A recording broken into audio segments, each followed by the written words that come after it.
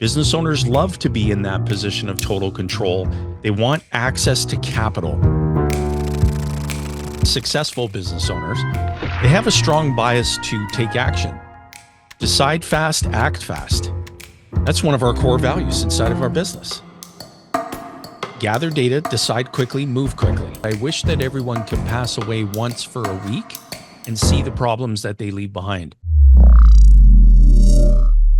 In regards to business financing, and lots of questions that surround that from business owners, let's start with equipment, because that's one thing that definitely comes up a lot. Okay. And a question surrounding equipment would be, how do you finance equipment for your business? How do you finance equipment for your business? Well, there's three primary ways that business owners go about doing that. So one primary way is paying cash, and business owners understand that maybe through their accountant's language around creating a sinking fund where you save money on the books of someone else's bank. So wherever your commercial, your professional bank account is for your business, you save up the money, then you withdraw it when you have enough to go buy the equipment. You've got the equipment, someone else has got all your money, and you've got to immediately begin saving again or creating that next sinking fund so you can go buy that next piece of equipment. The second method is leasing. And for business owners, that's something that's been shared with them that's really advantageous from a tax planning standpoint as well. But from a financing standpoint, the person who bought the equipment that you're leasing is laughing all the way to the bank, literally. And then the third method is financing, where you apply for a loan, you go through a lengthy nosy credit application. You may have to even provide a personal guarantee or a letter of credit or a combination of both. But all of those three financing methods involve a permanent transfer of money away from the business owner. Whereas business owners that we work with who understand and who implement the infinite banking concept, they're financing their equipment. They're controlling how they're financing that equipment. They're recapturing the interest, the money that they would have otherwise paid to someone else's system. They still get the equipment and they've got all the capital growing in the business. It just puts them at an advantage that their peer group can't even compete with. And so our business owner clients who embrace this concept, they recognize the advantage of being in a position of total and absolute control and keeping that money exactly where it belongs in the business. So based on those three ways they can finance, would you say, is it hard to get equipment financing? Would I say that it's hard to get equipment financing? I think in many cases it is. Even when a business is operating in profit and has good free cash flow, there's still a process where you have to jump through hoops to qualify for the financing. The arrangements of the financing are someone else's arrangements, not the business owner. So the business owner is not in a position of total control. Business owners love to be in that position of total control. They want access to capital. They need the access when the inspiration strikes, when the opportunity strikes, when the business plan calls for it, and they don't want to wait for someone else's bank to be ready to provide them with that capital when they need it the most. And so when these business owners embrace the infinite banking concept, they're stripping away all the irritation, the tension, the friction, the frustration commonly associated with financing. They're putting themselves in a position of total control, and it just creates a real peaceful, stress-free way of operating their company. Okay, so is a purchase of equipment considered an expense? Is a purchase of equipment considered an expense? The answer is yes. When you buy a piece of equipment to generate revenue or to produce taxable income inside of your corporation, then that equipment is an expense to the business. Now, the key is, if you look at it from this vantage point, think like a business owner. When you look at the balance sheet of your company and you look inside of the liability column, if you borrowed the money to buy that piece of equipment, that loan is going to show up as a liability on your business's balance sheet. Whereas if you sat down with the lender who financed the equipment for you and you looked at their balance sheet, that lending activity is going to show up as an asset, not a liability. So when the business owners that we work with embrace the infinite banking concept, they not only have the equipment that they have purchased to produce more revenue, but they now have also taken control of the financing of that equipment. So they become the banker as it relates to the business's needs. And a banker understands that loans are an invested asset. They're not a liability. And so this is just a paradigm shift in thinking for the business owner, where once they catch it and they understand it, they can't get enough of it. Okay, so staying on the vein of loans, can a loan be used to buy equipment? Can a loan be used to buy equipment? Absolutely. That happens day in, day out. It's happening as you're watching this video. Business owners are borrowing money to purchase equipment for their companies.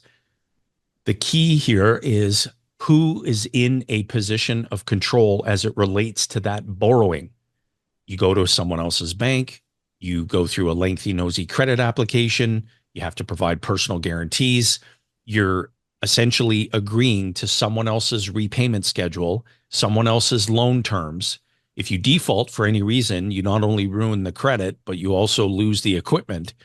And so rather than put yourself in that position, put yourself in a position where you're controlling how you're financing the equipment by implementing the infinite banking concept. And you're also recapturing the interest, the money that you would have otherwise paid to someone else's bank. What better position to be in than a position of total control? Okay, so my next question would be a two-part question then. Yeah. So is it better to lease or to finance equipment? Is it better to lease or is it better to finance equipment? I would say that neither one is the best option if you're not in a position of total control. Here's what I mean. When you lease something, you're essentially making a payment for something that you'll never own.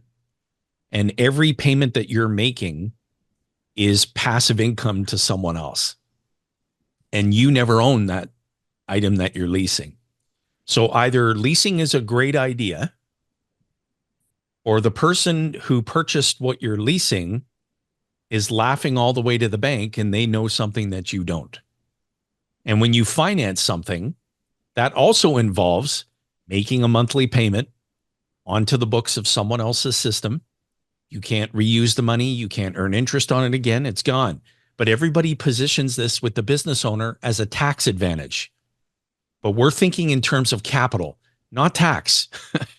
The business owner would much rather have control of the capital, still mitigate their tax, but maintain control of the capital.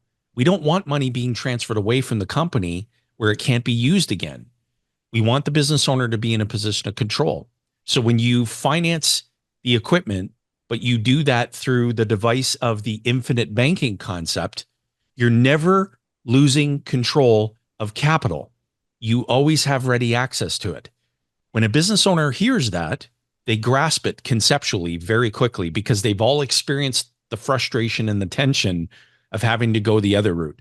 Yes, you can lease things. Yes, you can finance things. Both methods involve a permanent transfer of money away from you. How would you feel knowing that you don't have to finance things that way and you can keep the money exactly where it belongs in your business? Our clients who are business owners tell us that that makes them feel pretty damn good. So it sounds to me like you're saying the only way to make the laughing stop is to have actual control over the situation. Well, look at it from this perspective.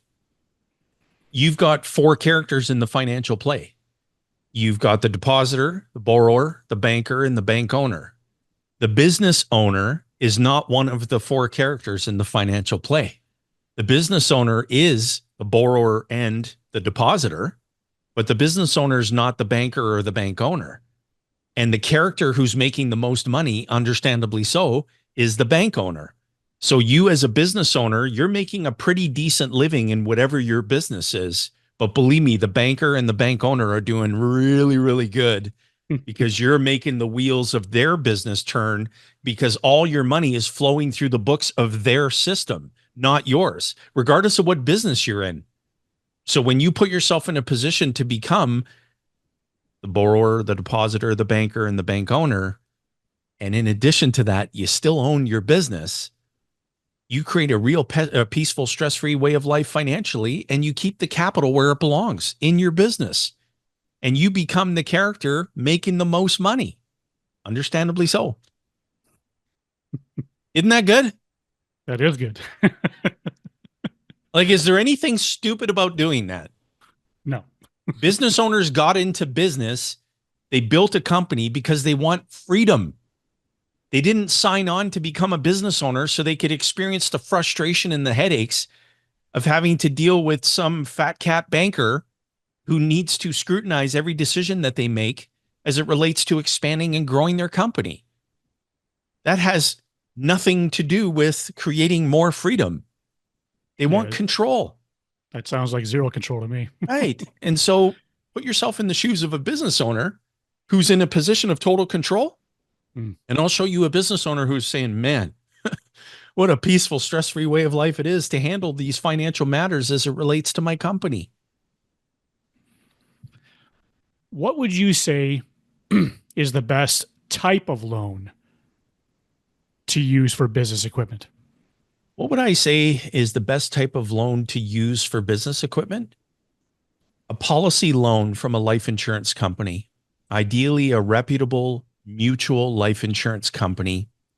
Now, the only way to gain access to loans from a life insurance company is you have to be a participating, dividend paying, whole life insurance policy owner. Your corporation can be a policy owner. The moment that your corporation does that, that policy begins to accumulate cash value immediately. The company can then borrow against that ever increasing cash value without ever interrupting its growth on its own terms, meaning the corporation controls the repayment schedule. So the best type of loan, one from a life insurance company, because it puts you in a position of control over the repayment schedule and you don't interrupt any of the daily growth of your own cash value. That is by far the best loan to utilize to purchase business equipment, hands down. Okay. You've probably over the years have heard of these two words, credit score. So, what credit score would you say is needed to get equipment financing? What credit score would I say is needed in order to get equipment financing?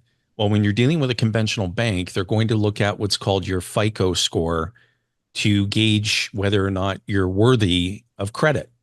And typically, a business owner who has a credit score in excess of 650 plus, I would say would be a range where a lender would look at that and say, okay, that's a pretty healthy credit risk.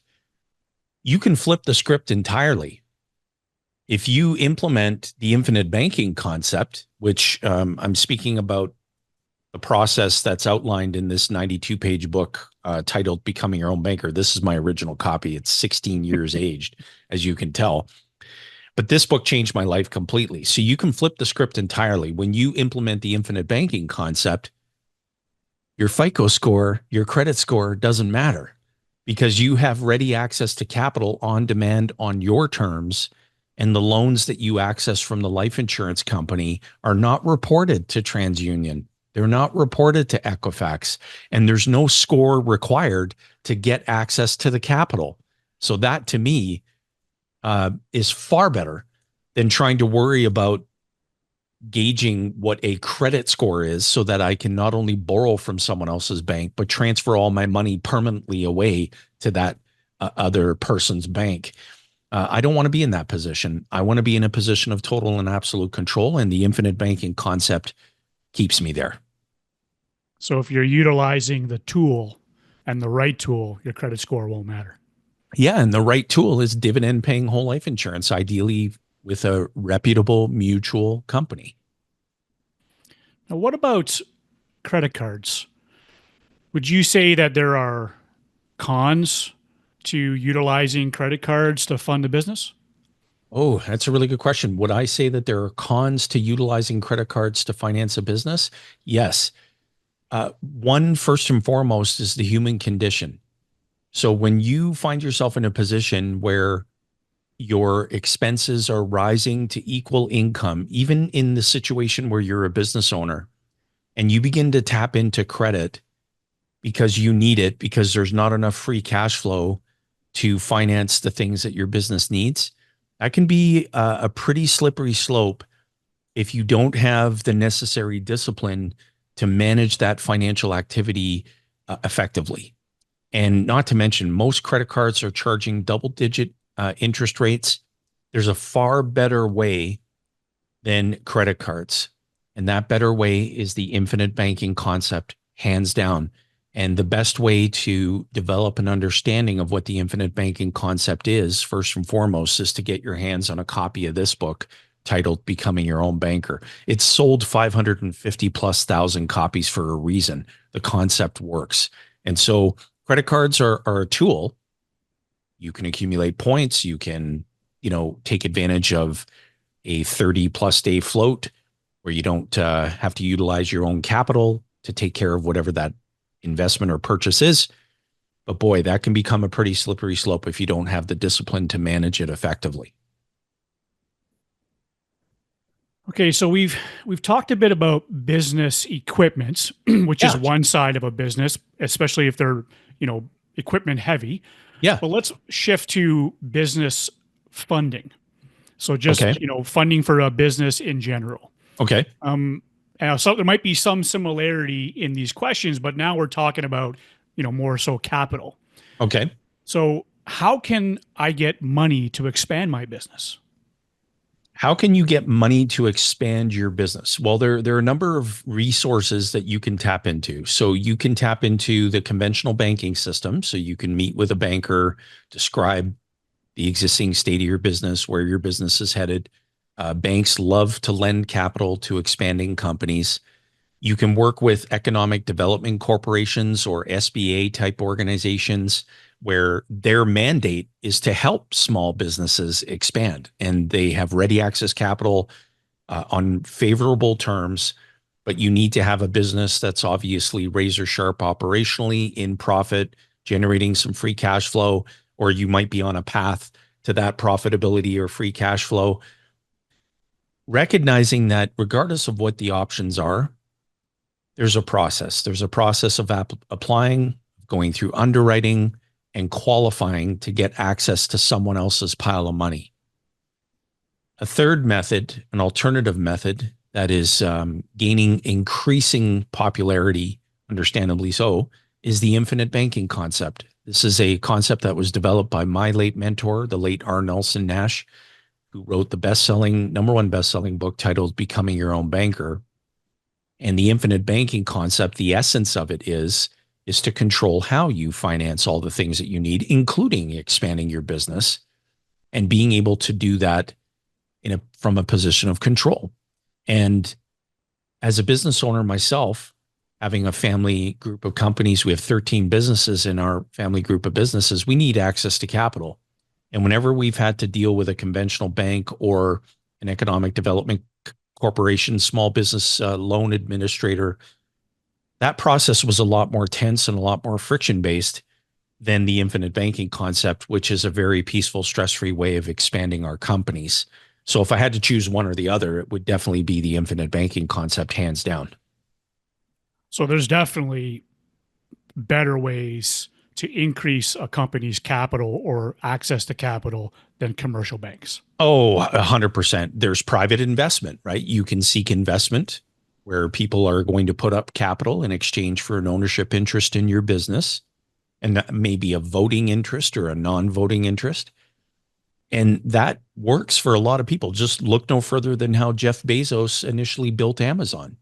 He literally scraped together in small bite-sized increments of capital these small investments from close family, close friends, colleagues that he knew from his business experience. And those people went on to become remarkably wealthy. And so private investment can be a good thing, especially if you're betting on the right jockey versus just looking at the horse. Okay. I would say that two words that most people are interested in: cash flow. Yes, that's where all happiness begins. Cash flow. If you're in business, I mean, if you're in business. So, from a business perspective, Yeah. how much cash flow is good for a business? Wow. How much cash flow is good for a business? If you were to look at it just through the lens of most people, when they evaluate a company, they look at a company from a lens of revenue minus expenses equals you're either in a positive or a negative net income situation. You can have a positive net income business that has very little, if any, cash flow. So cash flow to a business owner is much like oxygen. It's not only necessary to keep the business alive, but it also keeps your muscles filled with the energy they need. It keeps your brain operating. It keeps your heart pumping. And so cash flow means everything to a company. And most entrepreneurs, when they get going in their business journey, nobody explains that to them. They burn through cash, especially if they have investors' money. They look at it as, a run rate, a burn rate. There's all kinds of terms for wasting other people's money. You've got to put yourself in a position as a business owner where you develop the right financial disciplines from day one. That's not easy to do. So you've got to work with somebody who knows how to do that. And thank goodness we know how to do that really well. So, what would you say are some ways that businesses can maintain cash flow? What are some ways that businesses can maintain cash flow? One of which is to prioritize accumulating a surplus. So in businesses that we coach, the entrepreneurs that we work with, we lead them to developing what's called a capital surplus reserve. So from every dollar of gross revenue that they generate through their business activity, they automatically assign a percentage of that gross dollar. It's not a remarkable amount. It could be just a couple of percentage points. And you take that capital, you set it aside as a surplus reserve so that when you need to create a smoothing effect in cash flow for the business, especially if your business experiences variability or seasonality, you've got ready access capital to smooth out the cash flow of the business. And you're not experiencing those tense moments where it's like, oh my goodness, where's the money going to come from to cover insert whatever expense here? So developing a capital surplus reserve and maintaining it are two completely different things. We coach the entrepreneur on both how to develop it responsibly and how to maintain it with discipline. Okay, so that capital surplus reserve is one way to manage the cash flow in a business. 100%, because it's not just about developing it and maintaining it. It's where does that capital reside? Money must reside somewhere. And where we have our entrepreneurs put the money is into dividend paying whole life. These insurance contracts that accumulate guaranteed daily cash value growth. It bolsters the balance sheet of the business, gives the business owner ready access capital on demand, on their terms. You can contribute almost unlimited sums, and you're attracting no tax on the buildup, and you are exempt from the passive investment income tax rules. All of these things are music to the ears of the entrepreneurs that we work with. And so it's not just a function of building it and maintaining it. It's understanding that it has to reside somewhere, and there's no better place to have it reside than here. Okay, so if we're talking about your capital or your money must reside somewhere, Yeah. then how much of that should reside and be left in the business? Also a really good question. So if you understand that your capital must reside somewhere, how much of it should reside within the business? What entrepreneurs that we work with embrace wholeheartedly is having accumulated a minimum of 1 quarter, 90 days worth of what we call OPEX, operating expenses. And that should be readily accessible on demand and in short order when the business needs it. So look no further than any instance where a business owner's day to day is interrupted by something outside of their control, whether it's a weather event, whether it's an economic event, whether it's a tariff event, something that puts the business owner in a position where they're no longer in control. If they have a surplus reserve equal to at least 3 months of their operating expenses, they're not hitting the panic button, they're hitting the planning button. Both buttons send the entrepreneur in two completely different directions. So that's what we coach our entrepreneur clients to build. Excellent. So that's, yeah, preparation is definitely good, because if you're not planning, then you're just planning to fail. Well, yeah, I mean, that's a really good point. And the truth is that when a business owner gets going, they're so excited, understandably so, about their business idea, their method, their product, their service, combination of all the above.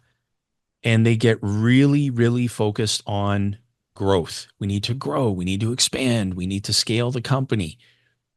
And nobody's whispering in their ear loud enough to say, make sure that you've got a surplus reserve of capital in the event of whatever it is.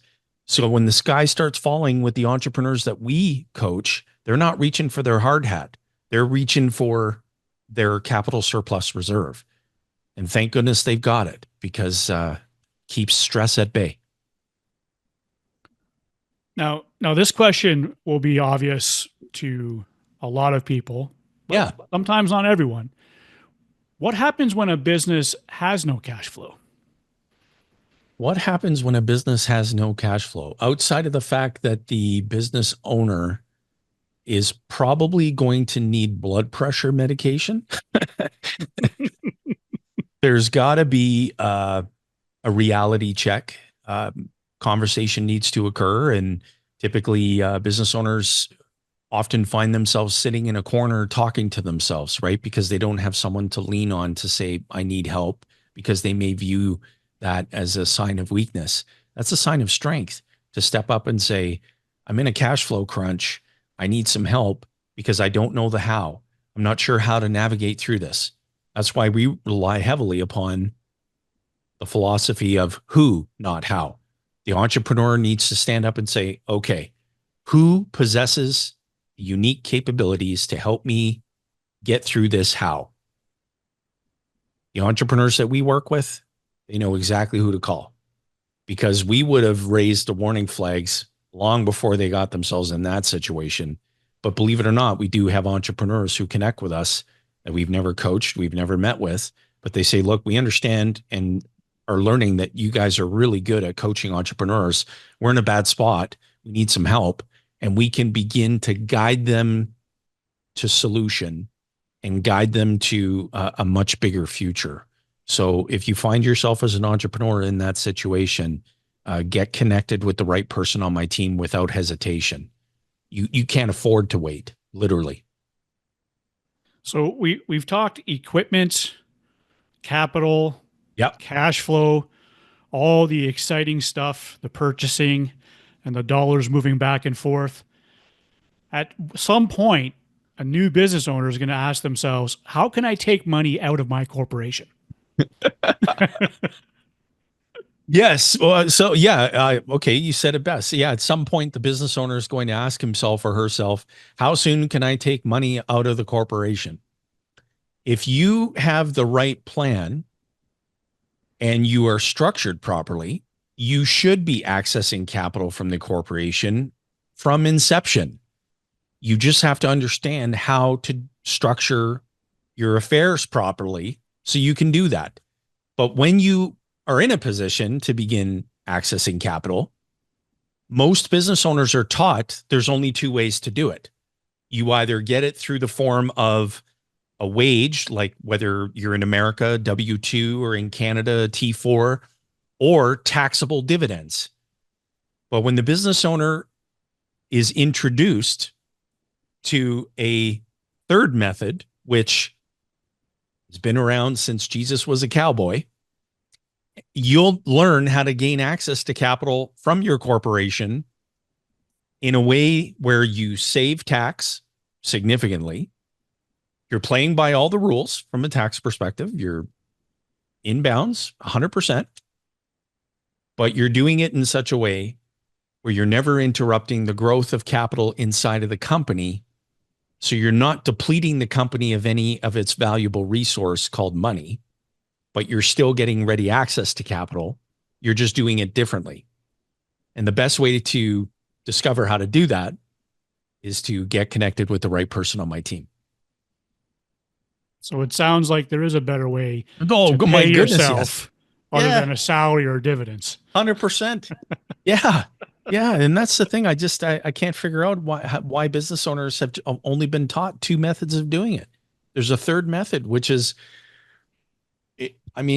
there's no wrong choice, right? Like if you choose to take a wage, that's how you choose to get money. That's not wrong. It's just understanding the tax consequences of that and all the other consequences of doing it that way. No different than taxable dividends. Not that it's right or wrong. It's just a choice. So if you knew that you had a third choice that was going to give you a significant advantage, then logically thinking, how soon would you want to investigate what that third choice is? As a business owner, I'm like, I want to learn that now. Yeah, like yesterday. Yeah. Business owners have a strong, well, successful business owners, they have a strong bias to take action. Decide fast, act fast. That's one of our core values inside of our business. Gather data, decide quickly, move quickly. And as it relates to getting access to capital, there isn't a single business owner that we work with that would say, wow, I wish I could learn how to do that more slowly with more frustration. I want to pay the most amount of tax, and I don't want to be in a position of total control. We wouldn't be working with that business owner. We'd be giving them a gift certificate for a complimentary psychiatric evaluation. Isn't that good, Ash? I knew you'd like that one. Yeah, that was pretty good. Like, you don't need our help. You need psychiatric care. Well, hey, man, it is complimentary. But anyway. So, okay. So staying with corporation. Yeah. And staying with, now that you've mentioned taxation. Yep. How do we avoid double taxation? Boy, how do you avoid double taxation? I think, most people would also be wise to discover how to mitigate singular taxation. Boy, we bring up double tax traps and people want to spontaneously self-combust, especially business owners. But an example of a double tax trap, well, think about it from this perspective, it's even worse. Like you're taxed personally as a business owner. You are potentially triggering capital gains tax. You're potentially facing passive investment income tax, estate tax, dividend tax. So the list just keeps getting bigger because the government's constantly hovering over your assets with a giant knife and fork, just waiting to devour them. So how do you avoid that and do that by playing by the rules and doing it completely legally and in bounds? You have to investigate whether it's personally owned dividend paying whole life insurance or corporately owned dividend paying whole life insurance. When you have capital residing there, and then you need to get money personally, or you need to get money out of the corporation into your hands, you can do that in a way where you avoid the double tax trap. Let me give you one quick scenario. You have an owner of a company. The owner of a company has been taking out capital in the form of a wage, taxable dividends, or both. Business owner, heaven forbid the unthinkable happens, business owner dies. The shares roll over to the surviving heirs of the company.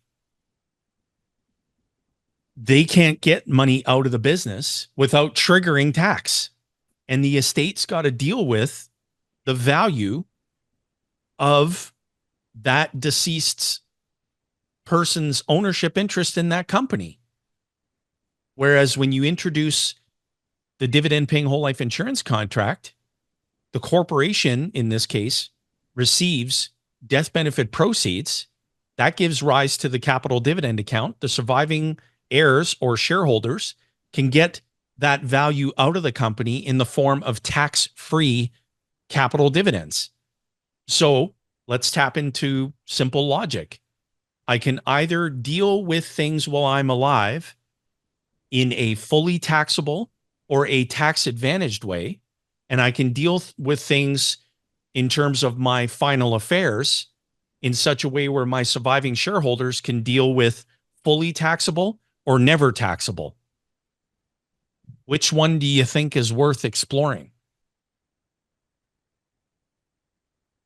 So you're saying that Ascendant Financial may be able to provide some advice on a solution.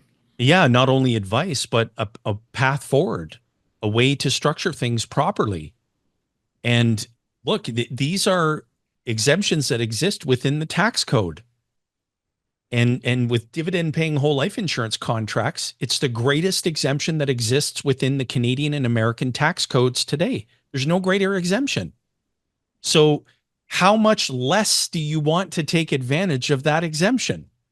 If you're not doing this, you're not taking advantage of any of that available exemption. And if you're a responsible individual and business owner, which it's, I would trust that you are, you want to take full advantage of the exemption that's made available. There's absolutely no disadvantage to taking full value of the exemption. There's a reason why the government encourages people to donate money to charities. The government ain't got no damn money to do that. So if the government recognizes that these life insurance contracts have a death benefit associated with them, and that death benefit has merit, the surviving family is not going to rely upon social-based programs to have their financial needs met. And that gave rise to all of the living benefit exemptions within these contracts that these business owners and individuals can take full advantage of and create a peaceful, stress-free way of life while they're alive. It's remarkable. And so if you can think of any disadvantage to investigating that, I'd love to hear it. So it sounds to me that there's, oh, that is good. Advantages while you're living and advantages, unfortunately, God forbid, when you pass away. Well, hey, you know what? One of my late mentors, he often said, I wish that everyone could pass away once for a week and see the problems that they leave behind. Whenever we meet with a business owner, one of the questions we ask is, what is your catastrophe plan? And we always get, here, I'll show you the look that we get. Hold on. Let me do this. This is the look that we get. What is your catastrophe plan? Or what? Well, you're gonna exit the business in one of a few different methods. You're either going to retire, sell it, become permanently disabled, experience a critical illness, experience some form of marital breakdown or financial insolvency. God forbid, possibility, you could disappear. Do you have a plan in place to address all of those? The answer is always no. So you need a catastrophe plan in place. And that catastrophe plan has to ensure that not if, but when you're gone, that the business can carry on, the business contacts, the business employees, the contracts, the business can still operate. Whereas when you have not addressed any of that, you die tomorrow. Nobody knows where to look, where to find it, who to talk to. They can't get access to any of the money. They can't get access to the assets. They can't get access to anything. They're scrambling. Whereas if you have a proper plan in place and you have the right tool to address the financial needs and you can create a guaranteed purchase price for the business and your surviving family can continue to rely upon the very same business for its financial resources, then you owe it to yourself to investigate that. get connected with the right person on my team and we'll help you get that catastrophe plan in place. Compounding dividends is like a runaway train, and once it gets going, it's the key to building wealth. And that's one of the reasons why I have so many policies as well. I don't invest capital in anything that I don't know. I don't care how appealing the investment opportunity is. If I'm unfamiliar with it, I don't invest in it. Keep reinvesting those dividends into more stock.